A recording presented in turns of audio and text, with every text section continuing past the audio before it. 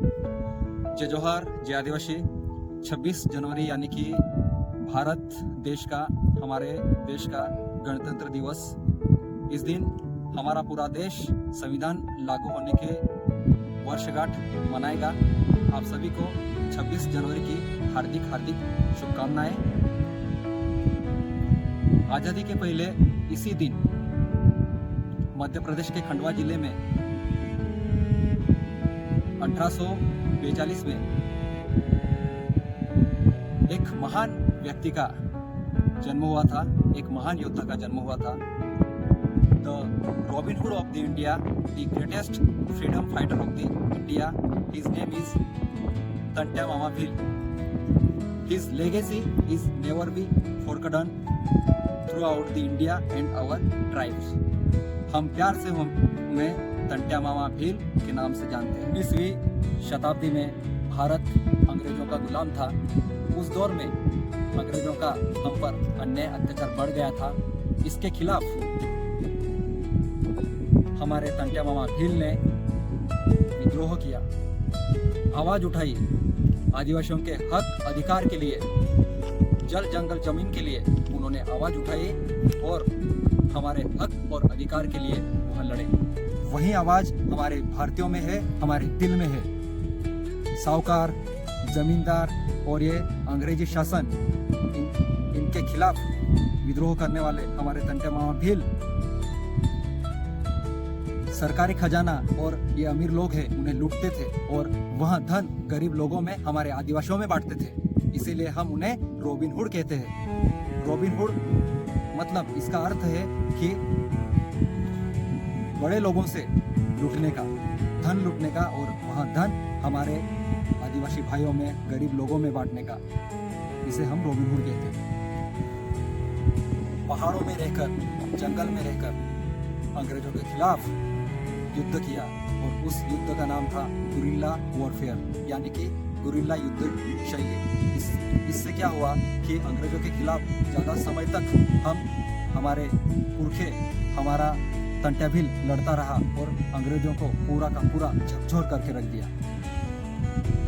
उनकी विरासत आज भी आदिवासी अस्मिता, न्याय और स्वाभिमान का प्रतीक है। उस दौर में हम आदिवासियों पर अन्याय अत्याचार हुए, हमें फुसलाकर, हमारी गरीबी का फायदा उठाकर हमारे जल जंगल जमीन पे कब्जा करने हेतु ये जमींदारों ने बहुत शोषण किया। फिर भी हमारे पुरखे लड़े, हमारे तंट्या मामा भील लड़े, पर आज भी वही वस्तुस्थिति है। आदिवासियों पर अन्याय अत्याचार करने के अलग अलग हथकंडे अपनाए जाते हैं। हमारी जल जंगल जमीन छीनी जा रही है, हमें विस्थापित किया जा रहा है, हमारे जंगल उजाड़े जा रहे हैं। फिर भी हम चुप हैं, फिर भी हम उन्हें प्रतिकार क्यों नहीं कर रहे? हमें अलग अलग धर्मों में बांटने का षड्यंत्र ये लोग करते हैं। हमें अधिक से अधिक गरीब बनाया जा रहा है, फिर भी हम ये बात सोचते नहीं। अलग अलग धर्मों में बांटने का प्रयास हमारे साथ में ये लोग करते हैं। ये षड्यंत्र है। हमें पहचानना होगा, जानना होगा। हमारी संस्कृति सिर्फ एक ही है, हमारी सभ्यता सिर्फ एक ही है, वह है आदिवासी।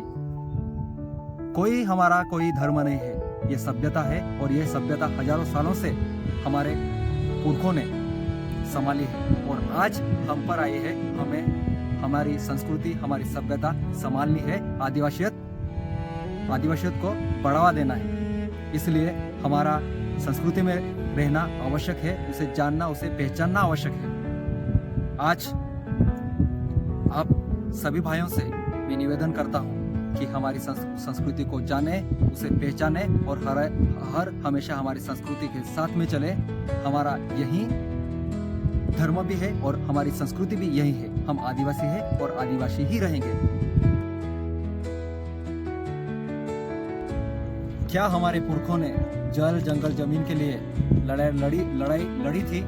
उस लड़ाई को हम व्यर्थ जाने दें, उनके बलिदान को हम व्यर्थ जाने दें?